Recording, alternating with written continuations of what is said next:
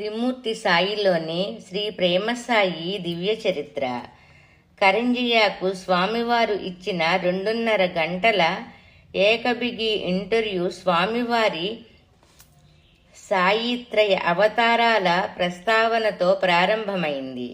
నిశితమైన ప్రశ్నలకు శ్రీ సత్యసాయి బాబావారు మరింత స్పష్టంగా 3 సాయి అవతారాల తత్వాన్ని, వాటి మధ్య భేదాన్ని విపులీకరించి వివరించారు.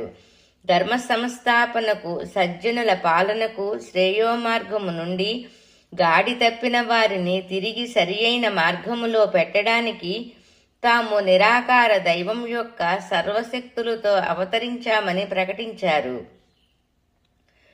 ధర్మస్థాపనకు 3 అవతారాలు అవసరం ఉందా అన్నదానికి ఈ 3 అవతారాలు వేరువేరు కాదు.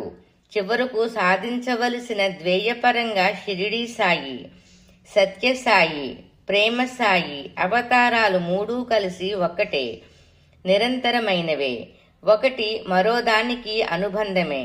పైకి కనిపించే భేదము సత్యము కాదు. ఈ భేదము దేశకాల పరిస్థితులను బట్టి ఉంటుంది. ఈ 3 అవతారాలు ఒకే ఒక్క ధర్మస్వరూపం, దైవ స్వరూపానికి సంబంధించినవే. షిరిడీ సాయి అవతారం మత సామరస్యానికి పట్టం కట్టి ప్రజానీకానికంతటికీ కర్తవ్యమే దైవమనే, వర్క్ ఈజ్ గాడ్ అన్న సత్యాన్ని నిరూపించింది.